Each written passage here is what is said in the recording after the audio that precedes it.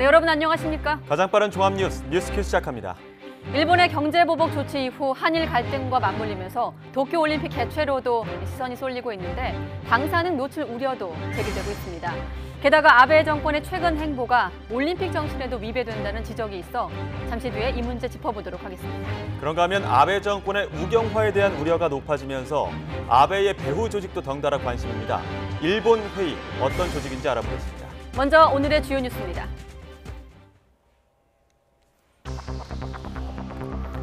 문재인 대통령은 일본의 경제보복 조치로 인한 오늘의 어려움은 남에게 휘둘리지 않는 나라로 발전하는 디딤돌이 될 것으로 확신한다고 말했습니다. 아울러 광복을 완성하기 위해서는 분단을 극복해야 한다고 강조했습니다. 정부와 여당, 청와대는 일본의 수출 규제에 대응하기 위한 대책회의를 잇따라 열고 상황 점검과 다각적인 대책 마련에 나섰습니다. 김상조 정책실장은 유연한 대응을 강조하면서 관련 예산을 크게 반영하고 불확실성에도 적극 대처하겠다고 밝혔습니다. 도를 넘는 혐한 방송으로 문제를 일으킨 일본 화장품 브랜드 DHCTV가 이번엔 자민당 의원을 출연시켜 독도 관련 망언을 쏟아냈습니다. 또 일본의 수출 규제를 막기 위해 한국이 거액을 들여 미국에 로비를 했다는 터무니없는 소리도 서슴지 않았습니다. 방사능 오염 문제를 제대로 해결하지 않은 채 열리게 되는 내년 도쿄올림픽에 대해 30여 개 시민단체가 강력한 우려를 나타냈습니다. 방사능이라는 물리적 문제뿐 아니라 반평화적인 아베 정권의 기조가 올림픽 정신에 근본적으로 맞지 않다는 지적도 이어지고 있습니다. 최근 한일 갈등 상황에서 허위 사실을 유포한 혐의로 주옥순 엄마부대 봉사단 대표와 이영훈 전 서울대 교수를 한 시민단체가 고발했습니다. 주 씨는 한국의 한일협정을 어겼다며 강제징용 배상을 한국에 해야 한다고 주장했고, 이 전 교수는 자신이 독립유공자 차리석 선생의 외증손자라고 주장한 혐의로 고발당했습니다. 오늘 경북 의성이 36.9도까지 치솟는 등 전국 대부분 지방에 폭염특보가 내려졌고 찜통 더위는 내일까지 계속될 것으로 예상됩니다. 중형급 태풍 10호 크로사는 내일 밤부터 일본 열도를 광통한 뒤 동해로 진출할 것으로 보입니다. 문재인 대통령이 오늘 독립유공자 청와대 초청 오찬에서 일본의 경제 보복 조치와 관련해 오늘의 어려움은 남에게 휘둘리지 않는 나라로 발전하기 위한 디딤돌이 될 것으로 확신한다고 말했습니다. 이와 함께 우리 국민은 단호하면서도 양국 국민 사이의 우호 관계를 훼손하지 않으려는 의연하고 성숙한 대응을 하고 있다면서 이렇게 밝혔습니다. 또 우리는 나라 사이의 공존과 상생이라는 인류 보편 가치를 잊지 않는다고 강조하고 정부는 피해 최소화 방안을 마련하며 외교적 해결 노력을 계속하겠다고 말했습니다. 문 대통령은 광복을 완성하기 위해 분단을 극복해야 한다며 평화와 번영의 한반도를 위해 국민의 하나 된 힘이 절실하다고 당부했습니다. 네, 또 이에 앞서 문재인 대통령은 근거 없이 시장에 불안감을 키우는 가짜 뉴스를 경계해야 한다는 점도 강조했습니다. 네, 녹록지 않은 경제 상황에서도 세계적인 신용평가 기관들이 우리나라를 안정적으로 평가할 만큼 우리 경제의 기초 체력은 튼튼하다며 정부가 중심을 잡고 경쟁력을 높이는 기회로 삼아야 한다고 당부했습니다. 국무회의 발언 직접 들어보시죠. 미국과 중국의 무역 갈등이 지속되고 있는 가운데 일본의 경제 보복까지 더해져 여러모로 우리 경제 상황이 녹록하지 않습니다. 세계적인 신용평가 기관들의 일치된 평가가 보여주듯이 우리 경제의 기초 체력은 튼튼합니다. 근거 없는 가짜 뉴스나 허위 정보 그리고 과장된 전망으로 시장의 불안감을 키우는 것을 경계해야 합니다. 올바른 진단이 아닐 뿐만 아니라 오히려 우리 경제에 해를 끼치는 일입니다. 내년도 예산 편성 작업이 막바지에 있습니다. 부품 소재 산업을 비롯한 제조업 등 산업 경쟁력을 강화하고 경제 체질을 개선하기 위해서나 지금 시점에서 재정의 역할이 매우 중요합니다. 정부의 정책 의지가 예산을 통해 분명히 나타나도록 준비를 잘해 주시기 바랍니다. 네, 그런가 하면 내년 예산안에 일본 수출 규제 대응 예산 규모를 1조 원 이상으로 배정하기로 한 더불어민주당과 정부가 오후에도 간담회 그리고 당정협의회를 잇따라 열었습니다. 네, 여당은 앞으로 당정청 차원의 대책위원회를 일본 수출 규제 대응에 대한 관제탑으로 운영하며 유연하게 전략을 세우겠다는 방침입니다. 국회 연결해 자세한 상황 알아보겠습니다. 차정윤 기자. 네, 국회입니다. 네, 오늘 당정협의회 어떤 얘기가 나왔습니까? 네, 오늘 오후 국회에서는 일본 수출 규제 대응을 위한 당정청 상암점검 및 대책위원회의가 열렸습니다. 민주당 당내 일본대책특위위원장인 정세균 전 국회의장이 좌장을 맡은 가운데 정부에서는 성윤모 산업통상자원부 장관, 또 청와대에서는 김상조 정책실장이 참석했습니다. 지난 4일 해당 기구가 꾸려진 후 열리는 첫 회의인데요. 정세균 전 의장은 당정청 간 효율적인 역할 분담과 협력을 이끌어 필요한 인력을 적재적소에 투입하고 신속히 제도 개선을 추진하는 관제탑 역할을 하겠다고 대책위 구성 취지를 밝혔습니다. 이와 함께 김상조 실장도 엄중한 상황에서 유연하게 전략을 변화해야 한다면서 관련 예산도 대폭 반영해 한국 경제에 미칠 불확실성에도 적극적으로 대처하겠다고 강조했습니다. 이에 앞서 2시쯤 당정은 삼성과 현대차, 또 SK와 LG 등 국내 4대 그룹의 싱크탱크 경제연구원과 함께 긴급 정책 간담회도 진행했습니다. 이 당정은 일본 수출 규제와 관련한 산업계의 피해 현황과 건의사항을 청취한 뒤 정책에 적극적으로 반영하겠다는 계획입니다. 오늘 오전 더불어민주당과 정부는 국회에서 비공개 회의를 열고 내년도 예산안 편성 방향과 관련해 논의하기도 했습니다.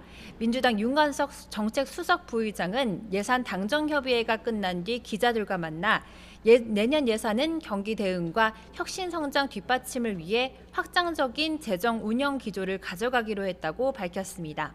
그러면서 일본의 수출 규제와 관련해서는 예산을 더욱 과감히 발굴해 반영하는 것으로 의견을 모았다면서 1조 원 플러스 알파에서 알파의 규모를 더 늘릴 것이라고 설명했습니다. 다만 비공개 회의에서는 내년 예산안을 530조 원으로 늘리고 일본 관련 예산도 2조 이상으로 확대하자는 일부 의원의 의견도 있었던 것으로 확인됐습니다. 하지만 야당의 반발도 심상치 않아 보입니다. 한국당 나경원 원내대표는 오늘 오후 기자들과 만나 자신은 정부 여당의 확대 재정 기조에 대해 부정적이라면서 예산에 대해 사용되는 부분에 대해서 상당히 잘못된 예산 편성으로 가고 있다고 생각한다고 말했습니다. 또 바른미래당 최이배 정책위의장도 정부가 일본 부품 소재 관련 중장기 대응책을 마련하는 등 의미 있고 적절한 경제적인 대응을 하고 있지만 근본적인 대응은 아니라고 지적했습니다. 그러면서 내일 열리는 일본 수출 규제 대응을 위한 민관정 협의회 2차 회의에서는 경제 문제만 논의하는 것이 아니라 외교적인 문제까지 함께 논의해야 한다고 강조했습니다. 지금까지 국회에서 전해드렸습니다. 네, 미국도 이번 한일 갈등 상황을 주시하고 있을 텐데 우리 정부가 맞대응 차원으로 수출 우대국 명단에서 일본을 제외시킨 것을 놓고 미국의 주요 언론들은 사태 해결이 어려워졌다고 전망했습니다. 네, 트럼프 대통령이 동맹국끼리 잘 지내야 한다고 언급했지만 두 나라 모두 물러서지 않겠다는 의지를 보인 것이라고 분석했습니다. 워싱턴에서 강태욱 특파원의 보도입니다. 뉴욕타임스는 두 나라 모두 곧 물러서지는 않을 것이란 새로운 증거를 워싱턴에 제공했다고 보도했습니다. 그러면서 이번 조치는 지난 2일 일본이 한국을 상대로 비슷한 조치를 했을 때부터 예상됐다고 설명했습니다. CNN 방송도 한국이 이미 대형 IT 기업들의 글로벌 공급망을 교란하고 있는 이웃과의 분쟁을 고조시켰다고 보도했습니다. 로이터 통신은 두 나라 간 외교 무역 분야 균열을 심화시키는 맞대응이라고 평가했습니다. 뉴욕타임스는 특히 과거에는 한일 간 외교 분쟁이 고조되지 않도록 워싱턴이 종종 마쿠에서 개입해왔지만 트럼프 대통령은 나서기를 꺼린다는 비판을 분석가들로부터 받아왔다고 지적했습니다. 이와 관련해 트럼프 대통령은 지난 9일 두 나라가 동맹국으로 잘 지내야 한다는 입장을 내놨습니다. They have to get along with each other. It's very important. South Korea and Japan have to sit down and get along with each other. Otherwise, what are we all doing? 미국 국무부는 한일 양측의 창의적 해법과 신중함을 거듭 당부했습니다. 그러면서 이 사안에 관여를 계속할 것이며 대화를 촉진할 준비가 돼 있을 것이라고 밝혔습니다. 지난 2일 일본이 수출 우대국 명단에서 우리나라를 제외했을 때와 같은 입장입니다. 하지만 대화를 촉구하고 자리를 주선했음에도 갈등이 오히려 고조되고 있어 미국으로서도 해결의 실마리를 잡기가 마땅치 않아 고민인 상황으로 보입니다. 워싱턴에서 YTN 강태욱입니다. 네, 주옥순 엄마부대 봉사단 대표와 이영훈 전 서울대 교수가 고발을 당했습니다. 시민단체 애국국민운동 대연합은 허위사실 유포 혐의로 주 대표와 이 전 교수를 경찰에 고발했습니다. 앞서 주 대표는 지난 8일 기자회견에서 우리나라가 1965년 한일협정을 어겼다며 강제징용 대법원 판결은 문재인 정부가 배상해야 한다고 주장했습니다. 이 전 교수 역시 지난 6일 한 유튜브 채널에 출연해 자신이 독립유공자 차리석 선생의 외증손자라고 주장한 혐의로 고발을 당했습니다. 네, 그리고 일본 화장품 회사 DHC의 자회사로 극우 성향의 방송인 DHCTV가 유튜브 채널에서 연일 혐한 방송을 내보내고 있는데 어제는 집권 여당이죠. 자민당 의원이 된 한 극우 인사가 출연을 해 독도와 관련된 역사는 물론이고 사실 왜곡도 서슴지 않았습니다. 박철원 기자가 보도합니다. 일본의 화장품 회사인 DHC가 만든 극우 방송 DHCTV가 연일 한국 때리기에 몰두하고 있습니다. 프로그램에 출연한 자민당의 한 의원은 자신의 극우 성향을 숨기지 못하고 혐한 발언을 서슴지 않았습니다. 2차 세계대전 패전 이후 자위대가 없었던 1950년대 초반 한국이 독도를 멋대로 차지했다며 천박한 역사인식을 그대로 보여줬습니다. 1951年から韓国は竹島を勝手に自分のものにすると、じゃあ竹島を取り返しに行くために韓国と争ったかというと全然争ってないですよね。口で言うだけですよね。 그러면서 지금까지 일본은 단 한 번도 한국에 시비를 건 적이 없다고 강변했습니다. 今に至るまで、いわゆる慰安婦のことであれ、あるいは大暴行のことであれ、レーダー照射であれ、日本側から何か争いを仕掛けたって事実は一度もないので。 삼권 분립에 따라 사법부의 강제징용 판결에 관여할 수 없다는 한국 정부의 입장에 대해서도 대놓고 조롱했습니다. 日韓請求権協定でもう決着している問題を裁判所がこう言ってるからということで、普段全然司法の独立性が感じられない韓国なのに突然司法が独立してるんだと。 화이트리스트 제외 발표를 막기 위해 한국이 거액의 돈을 들여 로비스트를 고용한 뒤 미국 정부에 중재 로비를 했다는 터무니없는 말도 했습니다. 韓国は例によってお金も使ってロビストに多額のお金もいつも通り渡した上でアメリカ政府に対してものすごく激しい工作活動をやってて 전직 언론인으로 일국의 국회의원이니가 역사를 왜곡하는 데 그치지 않고 앞장서 혐한을 부추기고 있습니다. 연일 혐한 방송이 이어지면서 모회사 격인 DHC 화장품에 대한 국내 불매 운동은 더욱 거세질 전망입니다. YTN 박철원입니다.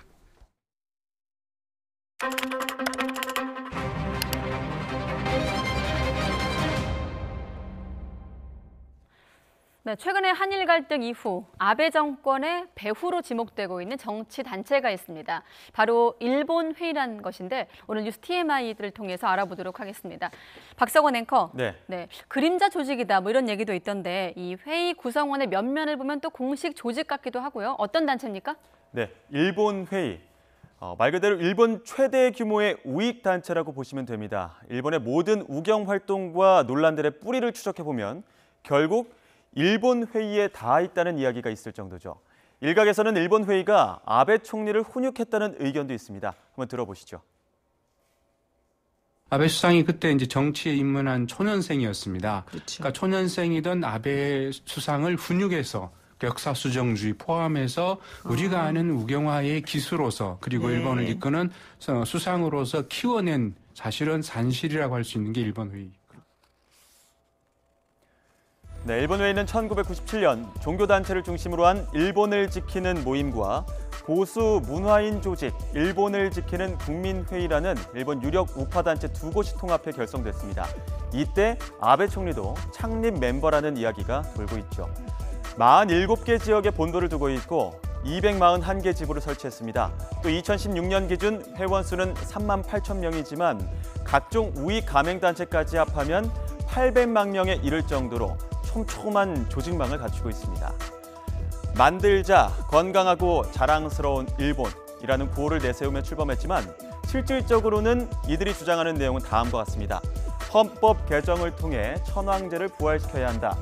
야스쿠니 신사를 국가시설로 지정해야 한다. 그리고 자위대의 군대화를 통한 동아시아 패권을 장악해야 한다. 마지막으로 2차 세계대전은 침략 전쟁이 아니므로 당시의 이를 사죄하라는 것은 용납할 수 없다. 이렇게 극우 성향을 가진 단체지만 중요한 건 2014년 기준으로 일본 국회의원 중 289명이 일본 회의의 회원이라는 점입니다. 전체 의원의 40%에 달하는 숫자죠. 아베 내각에서는 더욱 강력한 영향력을 행사합니다. 현재 아베 내각 강요 20명 중에 15명, 75%가 일본 회의 내에 있는 국회의원 간담회 소속입니다. 몇 년을 살펴보면 우리에게 익숙한 이름들도 많이 등장합니다. 일단 아베 신조 총리, 그리고 각종 망언을 일삼는 아소다로 부총리 겸 재무상이 특별 고문을 맡고 있고, 일본에서 가장 극우적인 발언을 하는 스가 요시히데 관방장관이 부회장을 맡고 있습니다. 또 최근 일본의 수출 규제로 많이 등장하는 경제산업상 세코 히로시게도 일본 회의 국회의원 간담회 소속이죠. 해외 언론들도 최근 몇 년간 이 일본 회의에 주목하고 있었는데요. 일본 회의는 일본의 정치판을 새롭게 조직하려는 극우 로비 단체다. 또 강력한 초국가주의 단체 아베 내각을 좌지우지한다. 일본 언론의 주목을 거의 받지 않는다라는 평가인데요. 일본의 우경화 행보에 우리나라에서도 일본 회의의 존재가 조금씩 드러나기 시작했습니다.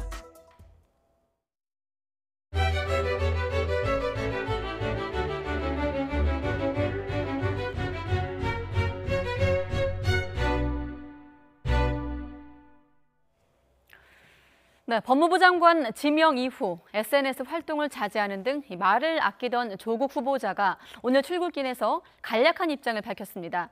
특히 야당이 공격하는 산호맹 사건 연루 논란에 대해서 할 말은 많지만 청문회에서 충분히 답하겠다고 말을 했습니다. 권남기 기자가 취재했습니다. 조국 법무부 장관 후보자가 인사청문회 준비사무실로 출근합니다. 야당의 비판이 집중된 남한 사회주의 노동자 동맹 산호맹 사건에 대해서 할 말은 많다면서도 즉답을 피했습니다. 할 말은 많습니다만은 인사청문회 때 충분히 답드리도록 하겠습니다.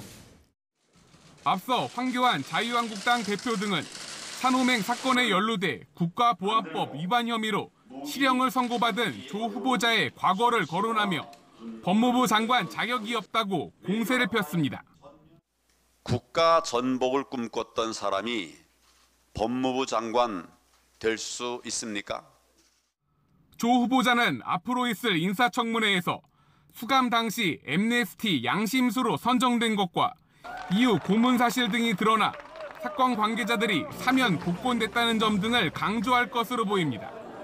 조 후보자는 이 밖에도 현 정부의 검찰개혁 방향과는 다르게 검찰이 수사 지휘권과 종결권을 유지해야 한다는 과거 자신의 논문에 대해선 시대의 변화 등을 이유로 들었습니다. 2005년 제가 개인적으로 쓴 논문입니다. 그리고 그 시대적 상황이 바뀌기도 했습니다. 조 후보자는 법무부 장관 지명 이후 페이스북 등 SNS 활동을 자제하는 것에 대해선 국회에서 말하는 것이 기본 도리라며 불필요하게 야당을 자극하지 않겠다는 뜻을 내비쳤습니다. YTN 권남기입니다. 네, 별장 동영상 논란의 당사자 김학의 전 법무부 차관이 억대 뇌물 혐의로 기소된 뒤에 처음으로 재판에 출석을 했습니다.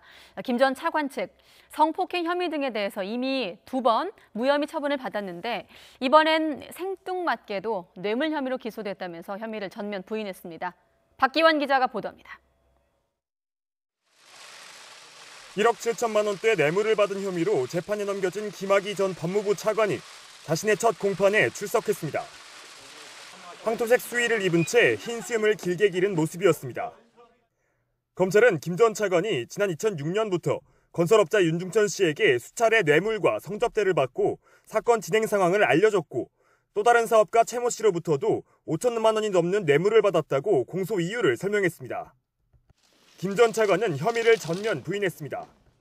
10여 년이 지나 대부분 기억하지 못하고 있는 상황에서 객관적 물증이 거의 없고 범행일 시와 장소도 특정되지 않았다고 주장했습니다.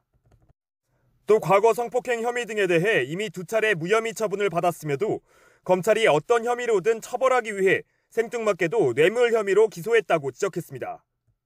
김 전 차관 측은 윤 씨 등에게 향응을 받은 사실을 인정하더라도 친분관계였을 뿐 직무 연관성이 없어 뇌물죄가 성립되지 않는다고 주장했습니다. 또 원주별장 동영상에 대해서는 여성 동의 없이 촬영된 불법 영상으로 증거 능력이 없다고 주장하기도 했습니다. 이에 따라 재판부는 오는 27일 별장 동영상 증거 능력 확인 등을 위해 윤 씨를 증인으로 부를 예정이라 두 사람이 처음 법정에서 대면할 것으로 보입니다. 또 다음 달 3일에는 영상을 CD에 담은 윤 씨의 조카와 영상 감정인도 증인으로 신문할 방침입니다. YTN 박규환입니다. KT 채용 비리가 이루어진 지난 2012년 당시 이석채 회장의 비서들이 김성태 의원을 중요도 최상의 요주의 인물로 평가했다는 문건이 법정에서 공개됐습니다. 검찰은 오늘 오전에 진행된 이석채 전 회장의 채용 비리 사건 4차 공판에서 이 같은 내용이 담긴 엑셀 파일 일부를 공개했습니다. 김 의원 이름 옆에는 시비를 많이 거는 인물이란 문구와 함께 요주의, 중요도 최상이란 성명도 달려 있었는데 증인으로 나선 옥모 전 비서팀장은 해당 명단이 이 전 회장의 지인 정보를 공유하기 위해서 만든 문서라고 증언했습니다. 기초과학연구원 IBS가 최근 연구실에 CCTV를 설치해 직원을 감시하는 등 논란이 있었는데 이번엔 또 다른 IBS 연구단에서 외국인 연구원이 한국인 여자 연수학생을 성희롱한 사실이 취재 결과 확인됐습니다. 그런데 이번에도 윗선에서 성희롱 사건을 무마하려 했다는 의혹이 일고 있습니다. 이성규 기자가 단독 보도합니다. 내 가슴 만져봐. 네 가슴 만져도 돼? 얼굴을 화끈거리게 하는 발언의 주인공은 IBS 기초과학연구원 소속 외국인 연구원입니다. 그는 자신의 가슴 근육을 자랑하며 대학원 연수학생 A양에게 만져볼 곳을 강요한 뒤 A양의 가슴을 만져도 되는지 물어봤습니다. 또 A양이 결제를 요청하자 이번엔 갑자기 움직이지 마 노예야 라고 소리치며 서류를 등에 대고 서명했습니다. 그때는 정말 수치스러웠죠. 그때는 이제 약간 제 몸에 이제 뭔가 이렇게 닿는 것 자체가 약간 기분도 나빴고 좀 수치스럽고 저 진짜 돈 모르고 슬레이브라고 했으니까 진짜 저를 약간 노예로 생각하는 것 같고. IBS는 성희롱이 발생하면 성희롱 구충 상담원에게 신고한 뒤 조사하게 돼 있습니다. 그런데 어찌된 일인지 규정에도 없는 내부조사위원회가 열렸습니다. 여기에서 외국인 연구단장이 성희롱을 부인하는 듯한 태도를 보였다는 게 A양의 주장입니다. 그 외국인이 저한테 키스를 했니? 하고 물어보고 아니면 손을 잡았니? 뭐 이런 식으로 물어보면서 제가 그런 건 아니다. 그럼 그게 성희롱 아니라고 그러면서 저한테 너 무고죄가 뭔지 아냐고. 지도교수격인 외국인 그룹 리더도 성희롱으로 볼 수 없다며 A양을 몰아붙였습니다.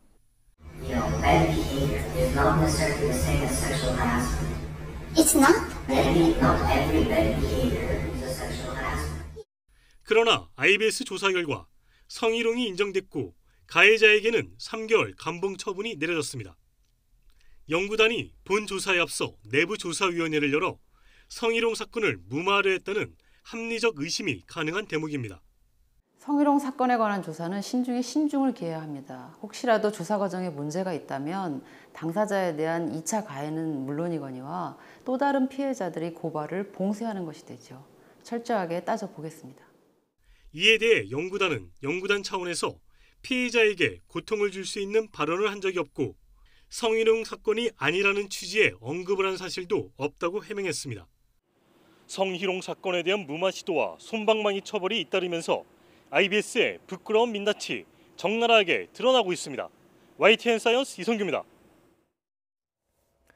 서울 관악구의 한 임대 아파트에서 40대 탈북민 어머니와 6살 난 아들이 숨진 채 발견됐습니다.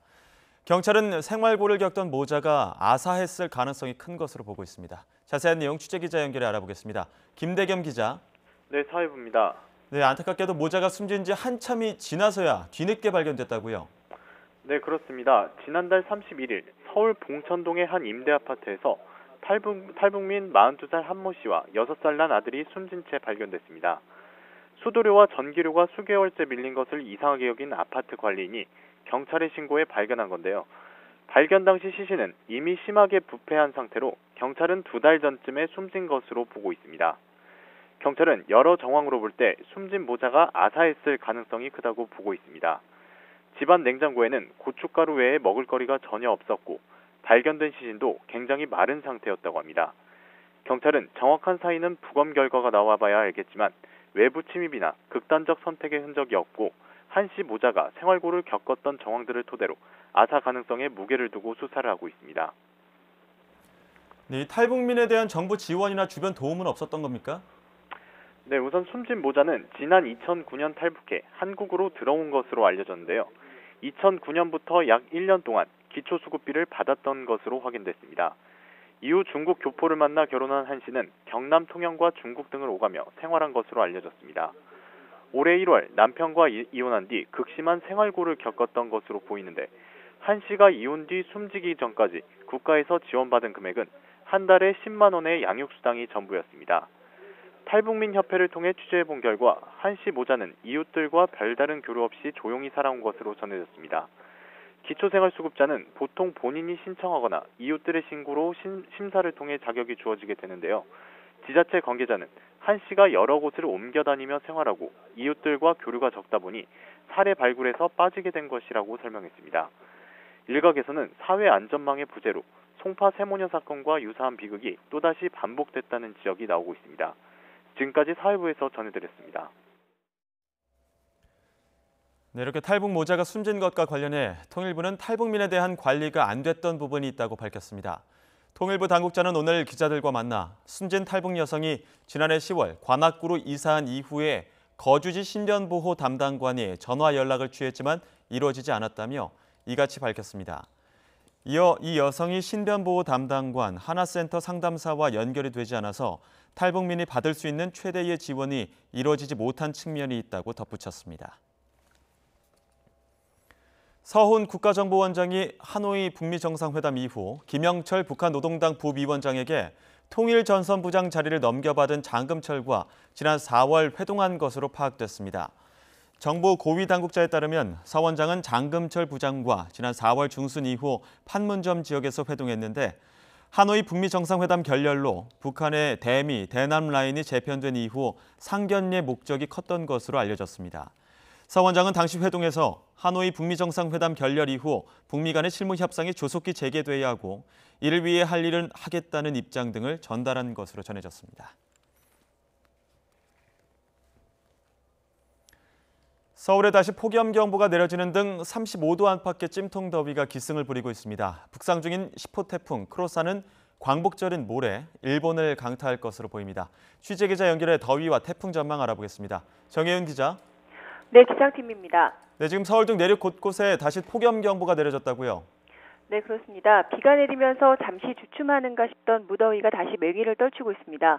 네, 서울과 경기, 영서, 충청, 전남 내륙에 내려졌던 폭염주의보가 다시 폭염경보로 강화됐습니다.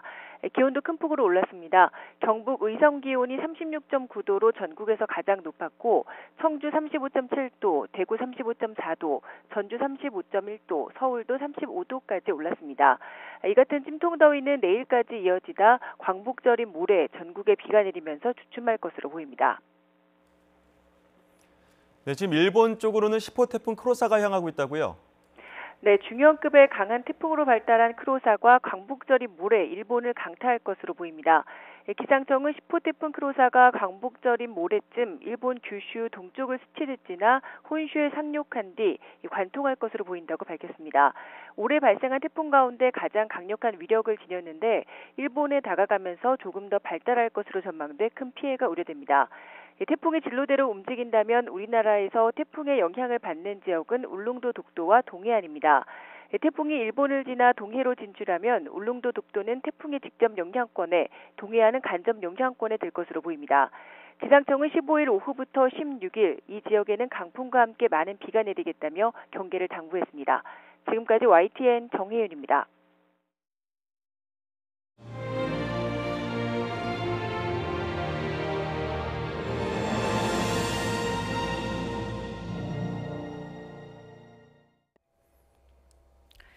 네, 생활 속 일제 잔재를 지우자는 목소리도 높아지고 있는 요즘, 내가 살거나 자주 찾는 곳이 그렇다면 어떠십니까? 민족 말살의 목적으로 실시한 창씨 계명처럼 우리 땅의 이름을 멋대로 바꾼 이른바 창지 계명도 있습니다. 네, 전통 문화가 잘 보존된 인사동부터 인천의 송도까지 모두 일제가 지은 이름입니다. 김다연 기자가 보도합니다. 전통 문화의 거리로 유명한 인사동. 그런데 정작 인사동은 일본이 제멋대로 붙여준 합성 지명입니다. 부근에 큰 절이 있어 절골이나 대사동이라고 불렸지만 지난 1914년 일본이 행정구역을 개편하며 근처 지명인 관인방의 인자와 대사동의 사자를 합쳐 이름을 바꿨습니다. 아 진짜요? 아 저는 모르고 있었어요. 아니 진짜요? 말도 안 된다. 아유. 일제는 민족 말살 정책의 목적으로 창씨 계명을 실시했습니다. 또 식민 통치의 편의를 위해 행정구역을 통폐합해 일본식 지명을 갖다 붙이는 창지 계명도 진행했습니다. 넓은 들이란 뜻의 너덜이라고 불렸던 곳은 관수동으로, 탑이 있는 동네라는 의미를 지닌 탑골은 낙원동으로, 잣나무가 있었던 잣골은 동숭동으로 바뀌는 등 수도 서울은 일제 창지 계명의 주 희생양이었습니다. 일본 지배를 노골화한 지명도 있습니다. 제가 나와 있는 이곳 인천 송도가 대표적인데요. 일본 군함 이름을 그대로 붙인 겁니다. 송도의 일본식 발음은 마츠시마. 청일 전쟁과 러일 전쟁에 참전했던 일본 군함의 이름입니다. 놀랍고 좀 어떻게 생각하면 불쾌하기도 하고 그래요. 생각보다 일본 잔재가 주위에 아직 남아있는 게 많은 것 같아서 이런 식민 지배의 흔적은 곳곳에 남아 있습니다. 우리나라 지명의 절반 정도가 일본 마음대로 바꾼 것으로 추정되지만 국민 혼선을 이유로 알면서도 고치지 않는 실정입니다. 전국적으로 보면 한 50% 정도가 일본식 이름으로 바뀌었어요. 서울만 하더라도 한 32% 정도가. 74년 전에 나라는 빛을 찾았지만 우리 민족의 얼은 아직도 저만치에 있습니다. YTN 김다연입니다. 네, 물론 일제강점기 이 수탈의 흔적들 아직도 우리 국토 곳곳에 남아 있습니다. 특히 국립공원 내 이런 현장들을 발굴 보존해 역사의 교훈으로 삼으려는 노력이 이어지고 있습니다. 황선욱 기자가 보도합니다. 걷기 좋은 숲길로 잘 알려진 오대산 선제길입니다. 그러나 걷다 보면 아픈 역사의 흔적과 마주하게 됩니다. 일제가 목재 수탈을 위해 주민들을 동원하며 생긴 화전민 마을터입니다. 지금도 이곳에는 화전민 가옥터 50여 곳이 남아 있습니다. 동양척식 목재 수탈을 위해서 큰 회사가 생겼는데 이 큰 회사가 생기다 보니까 거기에 동원된 사람들이 필요하잖아요. 그래서 그 사람들이 모여들기 시작해요. 그래서 한 360여 가구가 살았던 곳인데 조선 총독부 산하 목재 회사가 있던 자리는 회사거리라는 지명으로 불리고 목재 운반용 철도 레일은 아직 숲속에 남아 있습니다.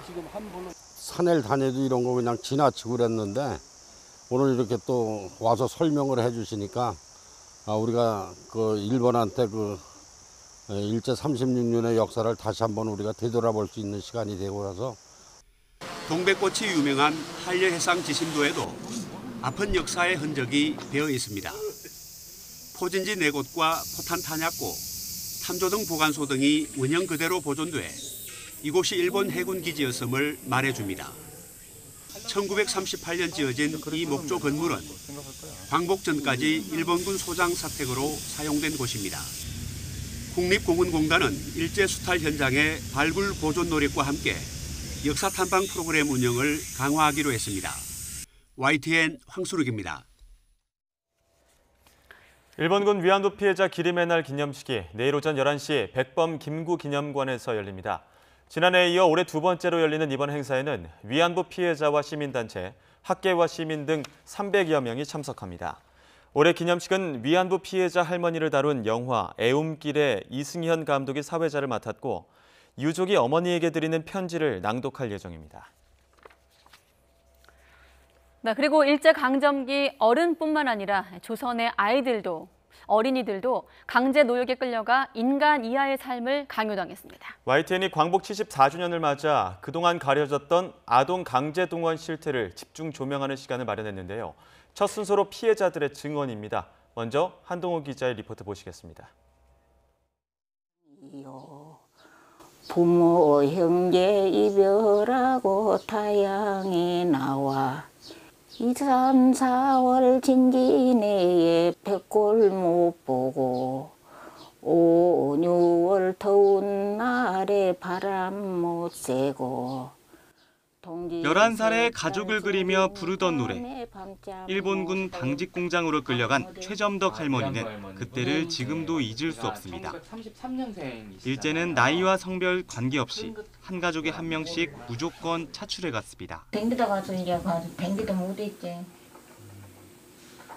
우리 아버지를 징용에 끌게 간다 그래서 우리 아버지가 가서 보면 우리 식구도 다 굶어준다고 내가 간다고 막 내가 몰래 그냥 갔어 그냥 모두 가기래. 10살 때 고무줄 놀이를 하다가 납치되듯 강제 동원된 한수님 할머니. 군수공장에선 고된 노역과 함께 끔찍한 몽둥이질이 기다리고 있었습니다. 그렇게 뛰더라고. 멍이 안 가서 펼쳐놓고 엎을치가 앉혀서 딱 펼쳐놓고 이래놓고 뛰준다는게. 그런데 그 멍이 들기 낳기 전에 뛰더라. 낳기 전에 또 뛰더라. 또 뛰더라 맞아서 천지가 푸릉댕이 시푸릉댕이 온 거야. 이옥순 할머니도 10살에 군복 만드는 공장으로 끌려갔습니다. 강냉이 열알이 한 끼 식사의 전부. 일본인들이 먹다 버린 참외 껍질을 훔쳐 배를 채웠습니다. 배가 고파 잠을 못 자는 거예요. 그 일본 식당 앞에를 가면 구정물통이 있어요. 그 구정물통에 가서 이렇게 하면 뭐 참외 껍데기도 있고 뭐 무 껍데기도 있고 일본 식당에서 나온 거 이제. 그래가지고 그거 건져서 이제 수돗물에다 씻어서. 황부영 할머니는 8살에 고향인 전북에서 1000km 떨어진 만주로 동원됐습니다. 물도 없어서 가축 분유를 마셨습니다. 물도 없지, 빨래 올 데도 없지. 만족하고 밤새도록 물 타서 물 퍼다 먹고 그게 나저거 나가서 그게 소똥물 퍼다. 소똥물을 퍼다 먹으셨다고요? 어쩌 물 없으니 뭐게. 일제의 강제 동원이 본격화된 건 1938년. 그때 아이였던 피해자 대부분은 생을 마감했고 남은 이들의 기억은 갈수록 희미해지고 있습니다. 만주 몇 살 때가? 만주 몇 살 때 갔냐고? 뭐 기교 없어 벌써 몰라. 기교 없어 벌써. 하지만 어린이마저 침략 야욕에 동원한 잔혹성은 일본이 사과해야 할 수많은 역사적 진실의 한 편을 차지하고 있습니다. YTN 한동우입니다.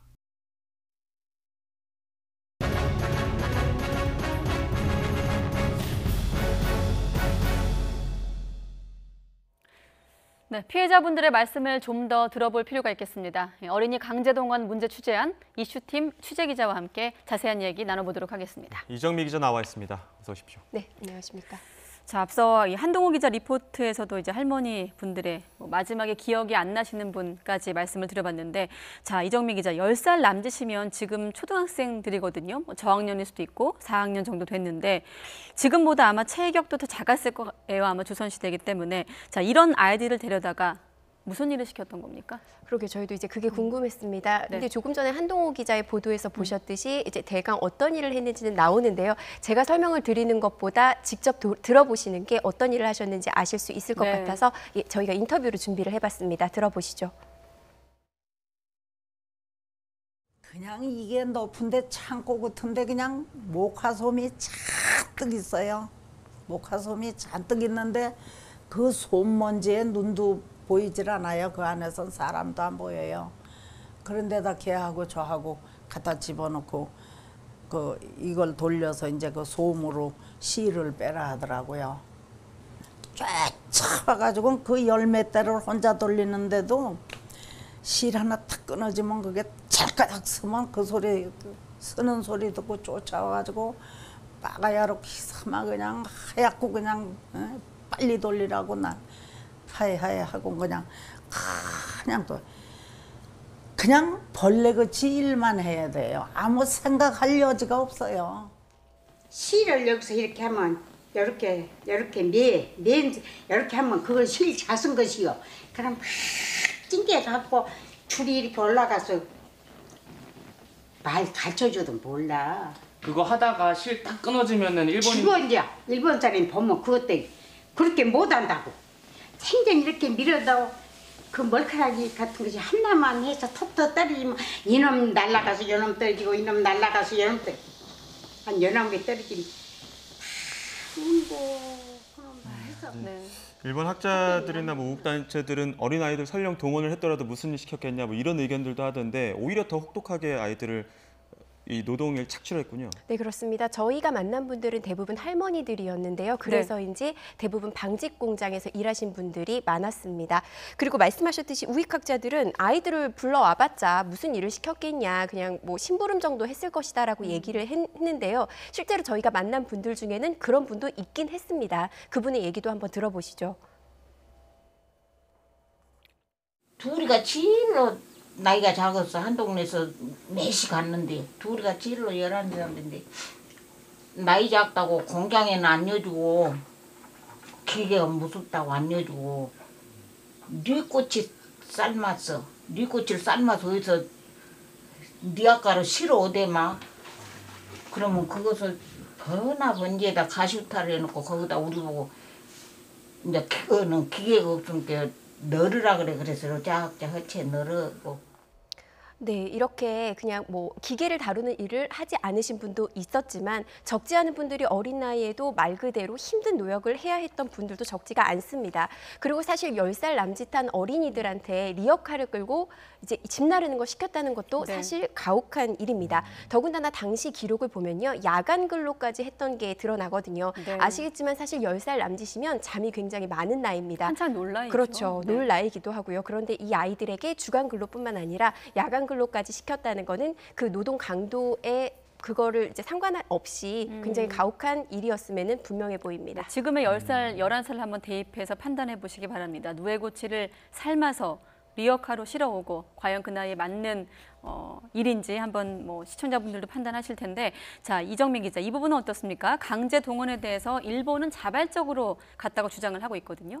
네, 그것도 사실이 아닙니다. 물론 이제 그 당시에 일본이 얘기하는 거는 전시 상황이었다. 그래서 일본인뿐만 아니라 조선인, 그러니까 조선인뿐만 아니라 일본인 모두 동원이 됐고, 그리고 원치 않는 사람을 동원한 건 아니다. 도의적으로 미안할 수는 있지만 강제로 동원한 건 아니라고 얘기를 하는데요. 저희가 이분들을 만나본 결과 이것이 확실히 거짓말이라는 걸 판단할 수가 있었습니다. 직접 한번 들어보시고 이게 과연 자발적으로 동원된 것인가 생각해 보시기 바랍니다. 오빠 군인 안 보내려고. 오빠 군인 안 보내려고. 군인 안 보낸다고 흘러서 가서 있다고. 그래서 오빠 때문에 가서. 오빠 때문에 가고 아버지는 일본 가버리고. 근데 부모만 생각하고 갔죠. 내가 일본이고 어디고 아무데라도 가면 우리 부모가 살겠다. 그 생각만 묻고 내 생각은 하나도 안 하고 간다고 나섰죠. 그게 그냥 야단 나버렸죠. 우리 아버지는 어린 자식을 팔고 오빠 군대 안 보내려고, 또 아버지, 엄마를 살리려고 가족의 어떤 희생 때문에 갔다는 말이잖아요. 네, 그렇습니다. 결국 당시에는 징용이나 징병이 이루어졌잖아요. 그러니까 군대를 가든 전쟁에 동원되든 그게 아니면 노무라도 해서라도 그 전쟁에 기여를 해야 했습니다. 결국 직접 총칼 들고 싸울 사람을 대신해서 이 여성들이 간 경우도 많고 어린이가 간 경우도 있습니다. 물론 이분들도 이렇게 얘기하십니다. 뭐 아버지를 대신해서, 오빠를 대신해서 내가 갔습니다 라고 얘기를 한다고 해서 이게 자발적인 건 아니잖아요. 이걸 어떻게 자발적이라고 할 수 있겠습니까? 그리고 일정 시기부터는 이렇게 강제 동원에 가지 않으면 교도소에 복역을 해야 했습니다. 그러니까 말 그대로 강제 동원이었던 거죠. 예. 강제로 끌려가고 뭐 도망갈 수도 없고 이렇게 뭐 강제 동원이 됐다고 한다면 또 이슈팀에서 봤을 때는 이 강제 동원 외에도 뭐 이렇게 직접 전쟁터로 동원된 아이들도 있다고 나오던데 그건 어떤 내용입니까? 네, 그 전쟁터로 동원된 아이들 하기 전에 제가 한 가지 더 조금 전에 말씀하셨던 게 있어서 한 가지 인터뷰를 더 준비를 해봤는데요. 도망간 경우가 굉장히 적지 않았습니다. 사실 자발적이라고 한다면 일을 하다가 회사에 고용됐고 기업에 고용돼서 일을 하다가 내가 그만두겠다. 그러면 그만둘 수 있어야 이게 자발입니다. 예. 하지만 강제 동원됐기 때문에 도망갈 수가 없었고요. 도망가다가 맞았다는 진술도 나왔습니다. 네. 이 얘기도 한번 들어보시고 다음 얘기 이어가겠습니다. 예. 덕대가 컸어요, 내가. 애래서도. 그렇게 강정기 때 일제 때 애기들하고 그거 하고 논 뒤 잡아가 버렸어. 그래갖고 경찰들이 일본 놈들이 그렇게 둘을 잡아갔잖아. 나하고 그 얘기하고. 혹시 도망가려다가 못 가요. 딱 뺏기버려. 여자도 구군 사람. 딱 뺏겨갖고 탁탁 댄스는 꽂고 다닌다게. 우리 앞으로 행이나 도망갔더니 우리들 보라고. 살기 힘든 게 도망갔죠. 개근육 속녀 많이 들어간 뜬 뒤로 해서 빠져서 도망간 사람이 얼마나 많다. 그럼 도망가다가 잡히면 뒤지게 맞아야지. 그래도 도망가려고 생각은 못 있어요. 왜냐 도망가려고 생각을 했냐 하면 내가 만약에 도망가면 또 우리 부모들한테 성가시겠어요. 근데 어린 나이에도 참고 살았죠. 네. 어린 나이에도 부모님을 얼마나 성가시게 하겠어요라는 그 생각 때문에 도망가지 못했다는 말씀이 들렸고, 자, 전쟁터로 동원된 아이들도 확인하지 않았습니까? 네, 그렇습니다. 함께 전해주시죠. 네, YTN이 확보한 자료를 보면 이 아이들이 노역에만 동원된 게 아니고요. 아까 말씀하셨듯이 전쟁터에도 동원이 됐습니다. 징병하고 달리 징용이니까 이제 군인 따라서 이제 갔다고 해서 총칼 들고 싸운 건 아닐 거고요. 가서 이제 해군 군속 이라서 군무원이라고 하죠. 이런 군인들의 이 보조 업무를 돕는 일들을 했다고 하는 겁니다. 저희가 이제 확보한 자료는 구해군 군속 명부라는 것입니다. 네. 이게 1990년대에 우리나라가 이제 일본한테 받았고요. 2009년에 일본이 조금 더 자세한 자료를 우리에게 줬습니다. 그 당시 이제 해군 군속 자료에만 나오는 이 명부에 있는 인원이 7만 9천 명입니다. 네. 이게 정확하게 분류가 안 된 자료인데요. 국내에 있는 학자 한 분이 이 자료를 확보를 해서 분석을 했습니다. 한번 이분의 말씀 먼저 들어보시죠. 일본 해군 군속으로 동원된 분들의 그런 자료를 봤을 때 이분들의 생년월일과 그다음에 이분들이 동원 당시의 그런 연도를 이렇게 비교해 봤을 때 13세 미만의 그런 사람들이 꽤 많이 나타나고 있습니다. 네, 이게 자료가 국가기록원에 있습니다. 하지만 이 언론에는 공개를 하지 않고 있었어요. 그래서 저희가 이 심재욱 교수가 분석한 걸 토대로 살펴봤는데요. 네. 만 11살이 5명, 그리고 만 12살이 23명, 만 13살이 117명이었습니다. 물론 당시에는 이제 뭐 이렇게 아들이 태어날 것에 대비해서 아들을 장남으로 하기 위해서 이제 딸 호적을 나중에 등록해가지고 이 호적과 실제 나이가 맞지 않는 경우가 있기는 합니다. 그럼에도 불구하고 기록상으로 100명이 넘는 어린이들이 전쟁터에도 동원된 것으로 나타났습니다. 그리고 지금 화면 보시면 아시겠지만 오른쪽 아래 보이시죠? 네. 이 사람들의 사례입니다. 전쟁터에서 숨진 경우인데요. 이 13살의 숨진 사례를 제가 찾아봤거든요. 네. 지금 보면 말라리아로 숨진 아이가 있죠. 지금 그 당시에는 창씨 개명을 해서 성이 이제 2글자로 돼 있어요. 그래서 저희가 이제 성을 익명 처리를 해봤습니다. 이 차수라는 어린이가 말라리아로 전쟁터에서 숨졌고요. 창음이라는 아이는 선박을 타고 가다가 침몰해서 전사로 인정을 받았습니다. 이 아이들의 이제 숨진 나이를 보면요. 12살, 13살에 강제 동원이 돼서 1년도 안 돼서 이렇게 세상을 떴습니다. 예. 그리고 이 경무가 아니라는 주장도 사실 공감하기 힘든 게요. 2억 마일리 먼 전쟁터까지 어린아이를 데려가서 이 전투 상황을 돕는다는 것도 사실 인권 유린이잖아요. 이것에 대해서 연구한 교수의 얘기를 한번 직접 들어보겠습니다. 네. 어린 사람들이 사망률이 국내가 더 높은 게 어린 사람들이 더 많이 동원도 됐지만 어린 나이에 그러니까 힘든 일에 투입이 되다 보니까 위험한 상황에서 자기 자신을 지킬 만한 능력, 힘이 없었죠. 그러니까 더 많은 재해가 있었고요.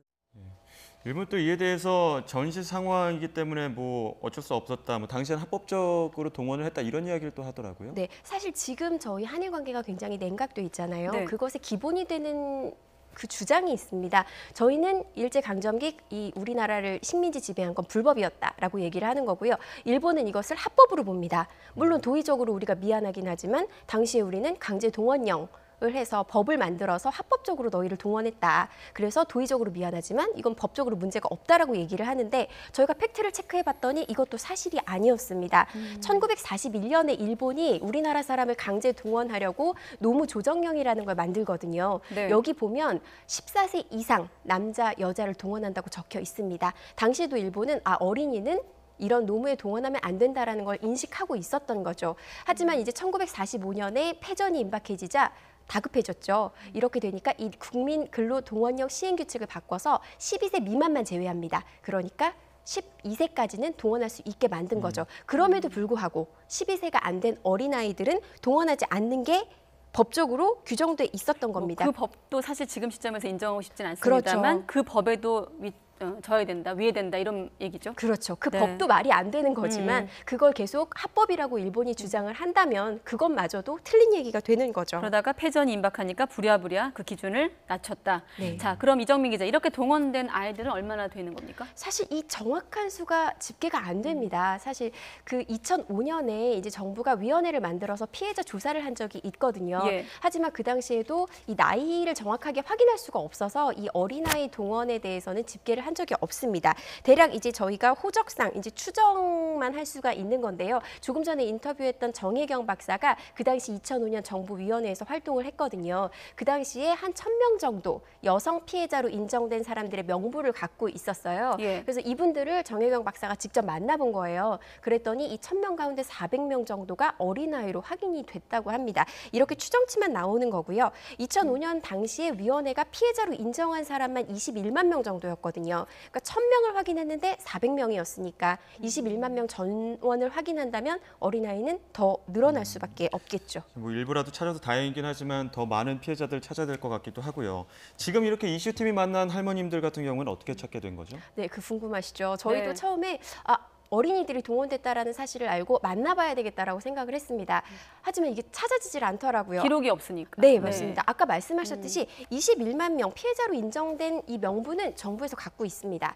그리고 아까 그 어린이들이 전쟁터에 동원된 그 사례로 나왔던 해군 군속 명부, 이것도 일본에서 제공받았기 때문에 나라는 갖고 있습니다. 하지만 지금 개인정보보호법이 굉장히 강화돼 있죠. 저희가 생년월일과 이름, 예를 들어서 뭐 몇 년생 누가 동원됐다더라 이것만 가지고 찾기는 어려움이 있었습니다. 네. 그래서 이제 정부와 지자체에 요청을 했는데 개인정보 보호 때문에 공개할 수 없다고 해서 저희가 명부를 다 받아보진 못했고요. 아까 말씀드렸듯이 정혜경 박사가 확보한 자료를 기준으로 지금 보시면 이 할머니들이 한 곳에 사시는 게 아닙니다. 전라도, 전남, 전북, 충청도, 강원도. 그래서 저희 이슈팀에 있는 한동호 기자와 홍성호 기자가 일일이 다 수소문해가면서 2주 동안 꼬박 찾아서 몇 분들을 만날 수 있었던 거고요. 그래서 이미 돌아가신 분들도 굉장히 많았습니다. 네. 못 찾은 경우도 많고요.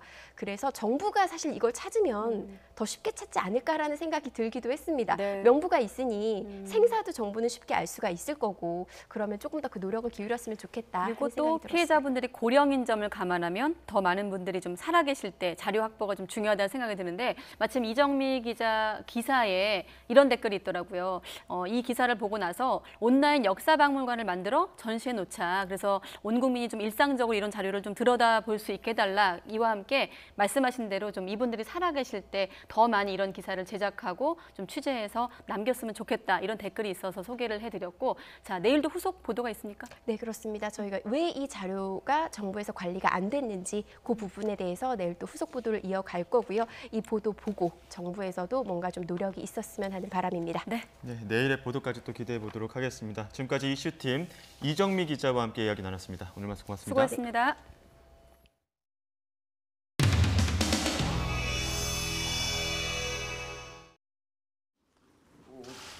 여당이나 정부가 반일 감정을 뭔가 부추기는 이런 것에 대해서 비판도 있기는 있는데 이런 것에 대해서는 어떻게 생각하시는지?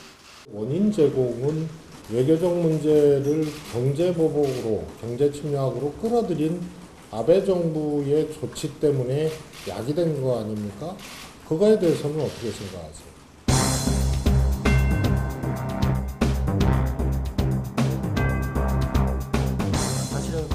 일본에서는 지소미아 연장하자고 하는 그런 입장이라고 지금 제가 알고 있습니다. 지소미아에 대해서는 지금까지 어떤 논의를 하셨는지 그리고 좀 어떤 입장을 요단에서 가지고 있는지. 한국을 전략물자 통제가 불안한 신뢰할 수 없는 나라로 일본이 간주를 해놓고 그거보다 더 높은 차원의 정보보호 협정을 연장한다는 것은 논리적으로 맞질 않습니다. 안보 신뢰를 할 수 없는 나라로 대한민국을 지목해놓고 일본은 연장하겠다고 공개적으로 얘기를 하지 않았습니까? 이런 모순이 어디 있습니까? 아베 정부에게 묻는 것이 저는 맞다고 생각합니다. 지난주에 일본 정부가 포토레지스트라는 한국에 수출 허가 내렸습니다. 허가가 많으면 많을수록 지금 상황 한일 갈등 어느 정도 해소할 수 있다고 생각합니다. 이 부분에 대해 어떻게 생각하십니까? 천명이 다니는 길을 막아놓고 한 명 가게 해준 다음에 나 잘했지 하는 4살짜리 어린애의 응석바지를 보는 것 같습니다. 한마디로 적으면 왜 그렇게 해야 되죠? 기존대로 하면 되죠. 그렇지 않습니까? 그리고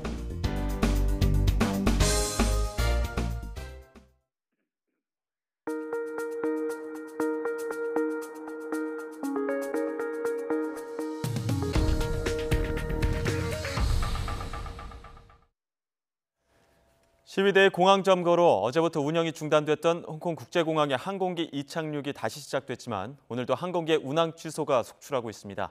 어제 귀국하지 못했던 우리 여행객들은 오늘 대부분 귀국할 수 있을 것으로 보이는데요. 중국 베이징 연결해 이 소식 알아보겠습니다. 강성웅 특파원. 네, 베이징입니다. 네, 지금 홍콩 공항 상황은 어떻습니까? 어제 공항 터미널을 점거했던 시위대가 자진해산함에 따라서 오늘은 운항이 재개됐습니다. 하지만 오늘도 하루 종일 홍콩 공항을 출발하거나 도착하는 항공기들의 취소가 잇따랐습니다.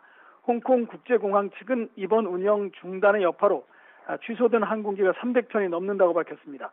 홍콩을 출발하는 항공기의 경우 우리 시각으로 대략 저녁 7시가 넘으면 어느 정도 정상화될 것으로 보이는데 홍콩 도착편을 보면 오늘 밤 늦게까지 취소가 계속 이어지는 것으로 지금 나타나 있습니다. 홍콩 국제공항 측은 운항 일정을 계속 조정하고 있다면서 반드시 실시간 운항 정보를 미리 확인해달라고 공지를 해놓은 상태입니다. 네, 어제 우리 여행객 1000여 명 정도 홍콩에서 발이 묶였다는 보도가 있었는데 지금 어떻습니까?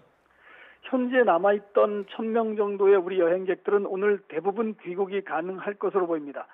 대한항공과 아시아나항공 측은 오늘 홍콩과 우리나라를 오가는 항공기가 모두 정상적으로 운항하고 있고 또 예약률도 낮아서 빈 좌석이 남아있기 때문에 여객 수송에 문제가 없을 것으로 보고 있습니다.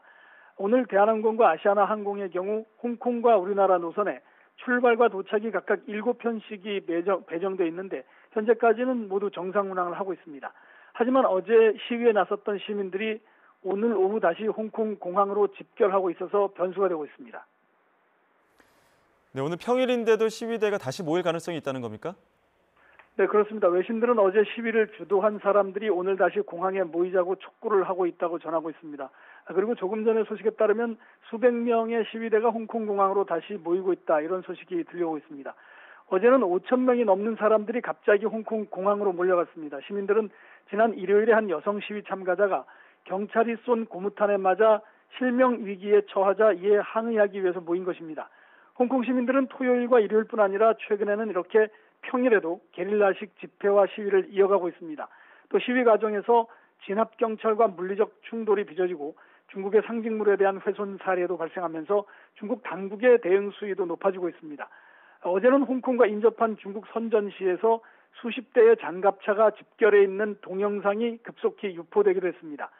시위의 양상이 과격해지고 또 민주화를 요구하는 목소리가 확산하면서 중국이 홍콩에 직접 개입을 준비하는 것 아니냐는 관측이 나오고 있습니다. 지금까지 베이징에서 YTN 강성웅입니다. 도널드 트럼프 미국 행정부가 자급자족의 원칙을 기반으로 저소득층의 이민을 제한하는 새 규정을 발표했습니다. 수십만 명이 영향권에 들 것으로 보이는데 반대 진영에서는 소송 가능성을 시사했습니다. 조수연 기자가 보도합니다. 트럼프 행정부가 10월 중순부터 적용될 새로운 이민 심사 규정을 발표했습니다. 심사의 핵심은 경제적 자립입니다.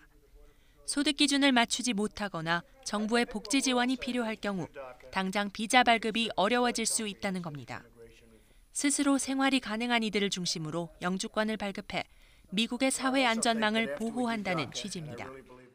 Through the public charge rule, President Trump's administration is reinforcing the ideals of self-sufficiency and personal responsibility, ensuring that immigrants are able to support themselves and become successful here in America. 미국에서는 연간 평균 54만 4천 명이 영주권을 신청하는 것으로 파악됩니다.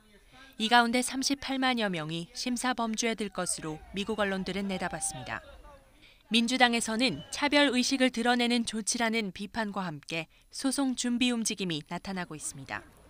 캘리포니아주의 게빈 뉴섬 주지사와 하비어 베세라 주 검찰총장 겸 법무장관은 공동 성명에서 이민자 가족과 유색인종 공동체를 표적으로 하는 무모한 정책이라고 지적했습니다. 그러면서 주 정부는 다음 조치를 결정하기 위해 세부 사항을 검토 중이라고 설명했습니다. 레티샤 제임스 뉴욕주 검찰총장 겸 법무장관도 성명을 내고 더 나은 삶을 위해 싸우는 사람들에게 등을 돌리는 사례라고 비판했습니다. 전국 이민법센터도 인종적 동기에 의해 추진된 규정이라며 발효를 막기 위해 소송을 제기할 것이라고 밝혔습니다. YTN 조수연입니다. 대표적인 자가 면역 질환으로 꼽히는 류마티즘 관절염. 최근에는 젊은 층에서도 환자가 늘고 있는데요. 국내 연구진이 류마티즘 관절염의 새로운 발병 원리를 찾아내면서 치료에도 길이 열릴 것으로 보입니다. 이동은 기자의 보도입니다. 어깨가 아파 병원을 찾았다가 류머티즘 관절염 진단을 받은 60대 환자. 치료를 위해 6년 동안 주사를 맞았지만 내성이 생겨 여전히 생활에 큰 불편을 겪고 있습니다. 일상생활을 제대로 하는 게 없어요. 심지어 화분만 조금 만지고 그런 거 심심해서 해도 그래도 아픈 거 그거 다 한다니까. 너무나 힘들어. 류머티즘 관절염은 환자의 절반 가까이가 약물에 반응하지 않고 내성도 생기기 쉬워 치료가 어렵습니다. 국내 연구진이 이를 해결하기 위해 우리 몸속 단백질인 태반 성장인자에 주목했습니다.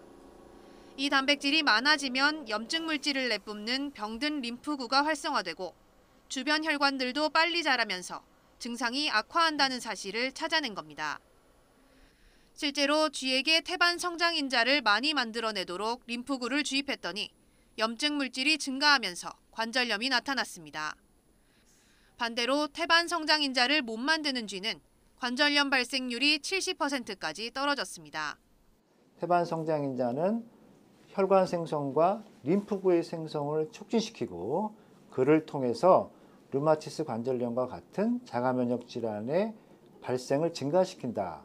그것들을 유도하는 핵심적인 물질이다라고 결론을 지었습니다. 연구팀은 태반 성장인자를 억제하는 류머티즘 관절염 치료제를 개발하면 부작용은 없애고 효과는 높일 수 있을 것으로 내다봤습니다. 또 다발성 경화증이나 루푸스와 같은 다른 자가면역 질환에도 이 원리를 적용할 수 있을 것으로 기대했습니다. YTN 사이언스 이동은입니다. 2020년 도쿄 하계올림픽을 1년 앞두고 시민단체들이 방사능 오염 문제를 제대로 해결하지 않는 일본 정부에 강한 우려를 나타냈습니다. 30여 개 시민단체가 모인 탈핵 시민행동은 옛 일본 대사관 앞에서 기자회견을 열고 최근 일본 정부가 후쿠시마 원전에서 나오는 방사성 오염수를 무단으로 방류하려 한다고 주장했습니다. 또 후쿠시마산 식자재를 올림픽 선수촌에 공급하겠다는 일본 정부의 계획에 대해서도 아베 정권이 올림픽을 정치적 홍보의 장으로 악용하고 있다고 비판했습니다.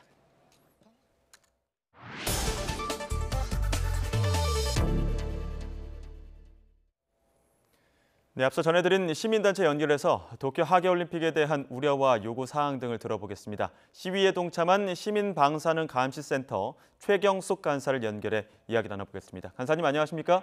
네, 안녕하십니까? 네, 오늘 더운데 고생 많으셨습니다. 오늘 옛 일본 대사관 앞에서 집회를 하셨는데 어떤 요구를 하신 겁니까? 2020년 도쿄 올림픽 관련해서요. 후쿠시마산 농산물을 공급한다던가 하는 계획에 대해서 선수들의 안전을 위해서 반대하는 기자회견을 했습니다. 예. 후쿠시마산 농산물 공급하는 거에 대한 선수들의 안전 이런 우려를 요구를 하신 거였는데 실제로 이러한 후쿠시마산 농산물이 선수촌 식단에 올라간다면 어느 정도의 위험이 있다고 파악이 되고 있습니까? 저희가 2018년 일본의 후생 노동성에서 발표한 방사능 검사 결과를 분석한 자료를 보면은요. 예. 네. 후쿠시마현을 포함한 인근 8개현의 방사능 검사 검출률이 그렇지 않은 지역보다 9배 정도의 방사능 검출률이 나타나고 있습니다. 예. 그런데 그 검사마저도 사실은 정확한 검사가 아니라 검출 한계치가 25베크렐. 그러니까 25베크렐 이하는 불검출로 표시가 되는데 실제로는 불검출이 되는 게 아니라 기계가 그냥 잡아내지 못하는 것이거든요. 예. 그러니까 그것을 정확한 검사를 한다면 사실은 9배보다도 훨씬 더 많은 검출률을 보일 거라고 예상을 하고 있습니다. 예. 그렇다면 안전성이 확보되지 않은 후쿠시마 농수산물을 선수촌에 공급한다는 것 자체가 사실은 굉장히 위험한 발상이라고 생각하거든요. 예.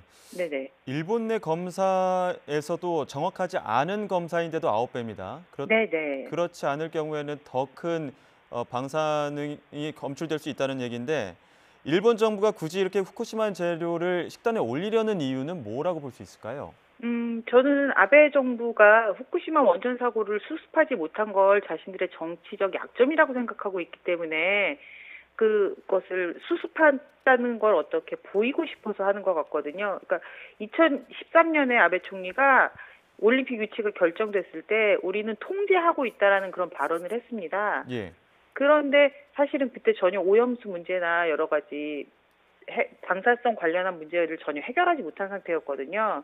예. 그러니까 그런 자신의 말을 증명하기 위해서 억지를 부리고 있다고 생각을 합니다. 방사능 오염수 통제하고 있다. 하지만 네네. 지금도 늘고 있는 건 마찬가지고요. 네네. 근데 그렇죠. 이 선수촌 건설에 또 네네. 후쿠시마산 목재를 사용한다는 계획도 있던데 이 내용 어떤 내용이죠? 네. 후쿠시마 민보의 보도에 따르면 6월 달부터 후쿠시마산 전나무와 삼나무를 기둥과 그러니까 선수촌을 짓는데 공급하기 위해서 배송을 시작했습니다. 예. 근데 그 목재도 문제는- 방사능에 네네. 노출될 거 아닙니까? 네네. 지금 그러니까 나무에 대한 정확한 방사능 검사는 없지만 예. 그 솔방울이나 도토리, 낙엽에서 수천 베크렐씩 방사성 물질이 검출이 되고 있거든요. 예.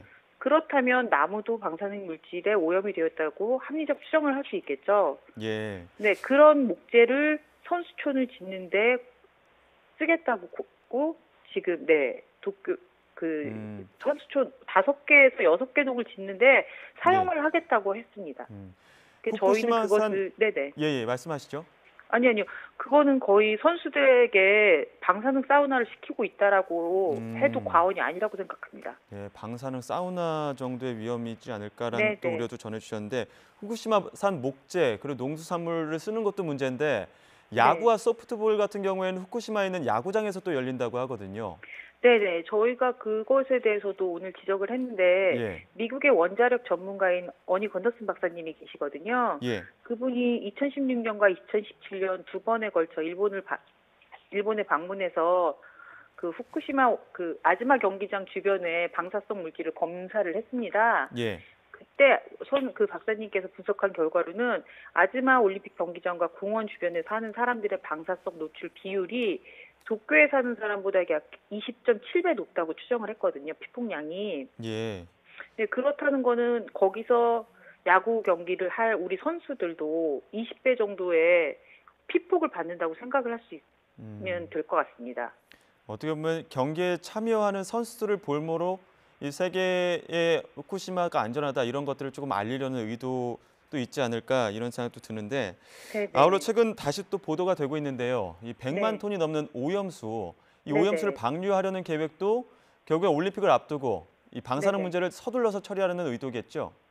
네네. 일단 그런데 지금 약간 조금 정정을 할 거는 예. 일단 일본 내에서는 당장 방류를 하겠다는 계획은 없습니다. 예. 그냥 발표된 거는 2023년까지 그 오염수를 처리를 하기 위해서 지어놓은 저장 시설이 꽉 차기 때문에 결국은 바다에 버릴 수밖에 없다 이런 이제 여러 가지 발표를 대안 했을 중에 뿐이고요. 하나가 네네. 들어있었죠. 네네. 예. 그런데 저희는 일단 올림픽 전에는 방류를 하지 못할 거라고 생각은 하고 있습니다. 예. 그러니까 뭐 올림픽 전에 이런 계획들 그리고 대안들이 나오다 보니까 혹시 또 네. 올림픽 전에 이런 방류하려는 계획들도 있지 않을까 이런 우려들도 나오고 있는 상황인 것 같고요. 아, 그렇죠. 네네. 네, 또 오늘 집회가 일본의 네. 수출 규제로 인한 한일 갈등 이런 것들과도 또 연결이 돼 있는데 이 네네. 반일 운동의 연장 이런 의미는 아닌 거죠? 아니요, 그렇지 않습니다. 이것이 단순하게 우리 반일 감정에 의해서 우리 선수들만 보내자는 게 아니라 예. 지금 저희는 이것을 전 세계적인 어떤 연대의 운동으로 확산을 할 계획이거든요. 예. 그러니까 올림픽 정신이라는 게 사실 스포츠를 통해서 평화를 우리가 이렇게 이룩하자 뭐 그런 정신인데 사실 아베 정권에서는 올림픽 정신을 지금 무참히 훼손하고 있다고 생각을 합니다. 예. 그래서 우리나라만의 문제가 아니라 전 세계 선수들의 건강권도 보호하고 올림픽 정신을 살리기 위해서 이런 기자회견을 계획한 것입니다. 예, 지금 상황에서 일본이 그런 이야기들을 받아들일까 뭐 의문도 들긴 하는데 앞으로 추가 계획도 있습니까? 네네. 지금 여러 가지 국제 단체와 연대를 하기 위해서 저희도 지금 접촉 중이거든요. 예. 그러면은 전 세계적으로 국제 단체들이 다 나서서 IOC를 압박한다면 일본 정부가 받아들이지 않더라도 IOC에서 어떤 대책을 마련할 것 같습니다. 예, 전 세계 기관들과 어떻게 연대해서 새로운 또 해결책을 모색하려다 한다는 네네. 계획까지 또 들어봤습니다. 지금까지 시민방사능 감시센터 최경숙 간사와 이야기 나눴습니다. 간사님 오늘 말씀 고맙습니다. 아, 네, 감사합니다.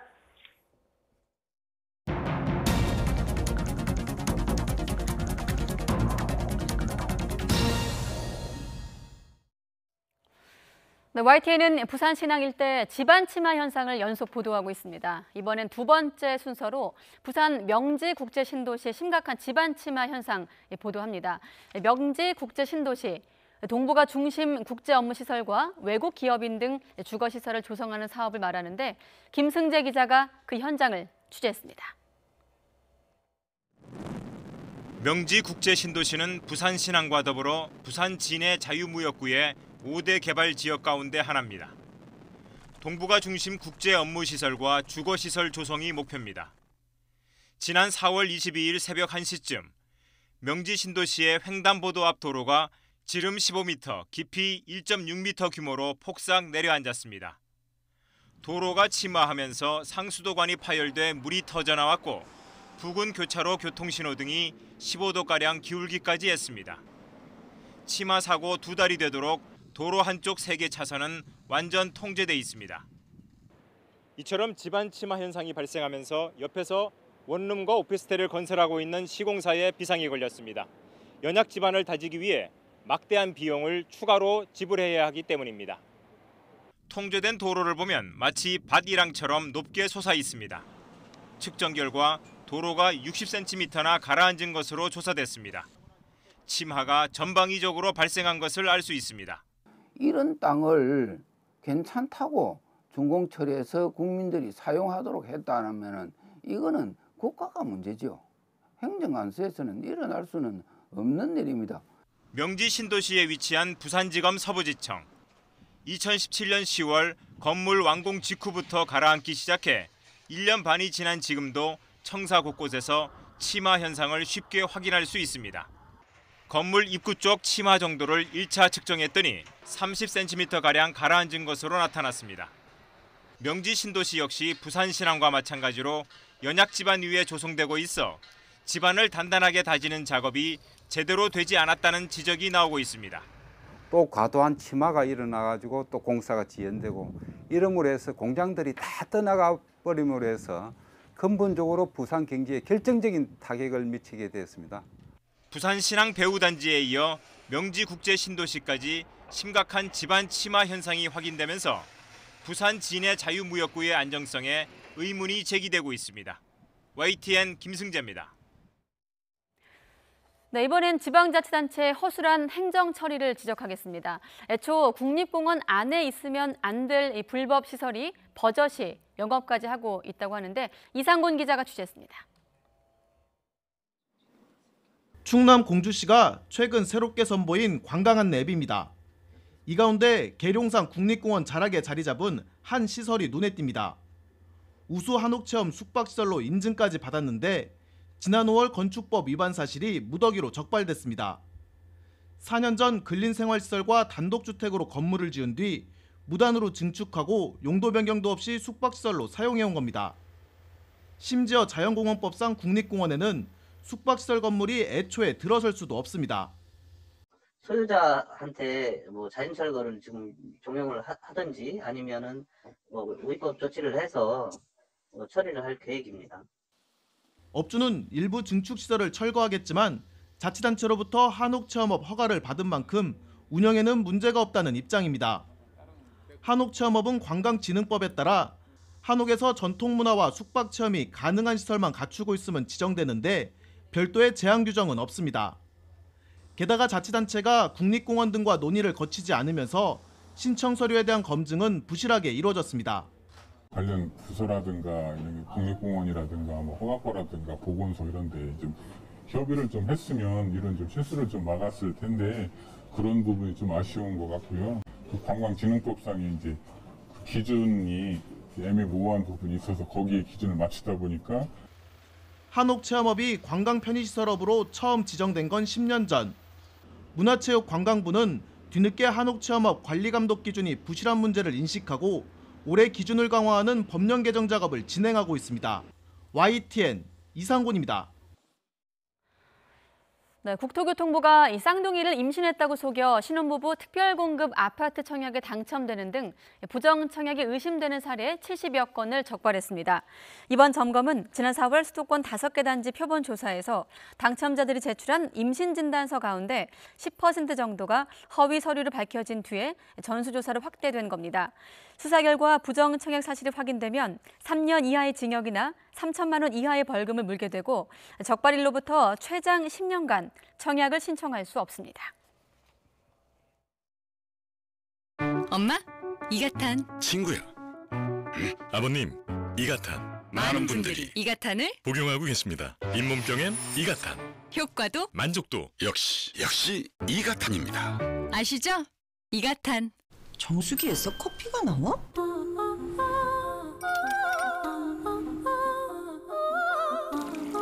청호 정수기에서 아이스 아메리카노가 나와. 청호 커피 얼음 정수기로 이제 집에서 누군가 묻습니다. 당신이 그리는 내일은 어떤 모습을 하고 있냐고.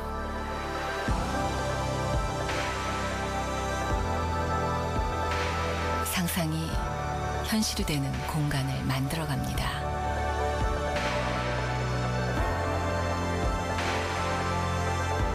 문영이 만들어가는 미래.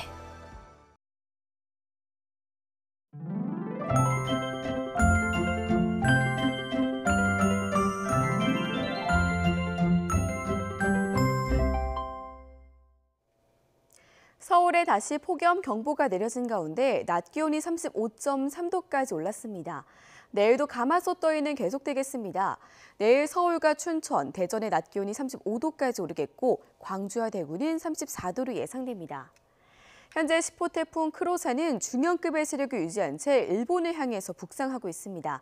태풍은 광복절인 모레쯤 일본 규슈 동쪽을 스치듯 지나서 혼슈에 상륙한 뒤 이후 동해로 진출할 것으로 보이는데요. 울릉도와 독도는 태풍의 직접 영향권에 들면서 비바람이 거세게 불겠고 동해안에도 강풍을 동반한 많은 비가 내릴 것으로 우려됩니다. 태풍 주변에서 만들어진 구름대 영향으로 동해안 지역은 내일 오후부터, 강원과 남부지방은 밤부터 비가 내리겠고요. 광복절인 모레는 전국으로 확대되겠습니다. 모레까지 동해안과 울릉도, 독도의 많은 곳은 250mm 이상, 경북 남부 동해안의 최고 100mm 이상입니다. 수도권과 그 밖의 지역에는 5에서 40mm의 비가 예상됩니다. 지금까지 날씨 정보였습니다. 네, 잠시 뒤 서경덕 교수와 함께 최근의 불매운동 상황 진단해 보도록 하겠습니다.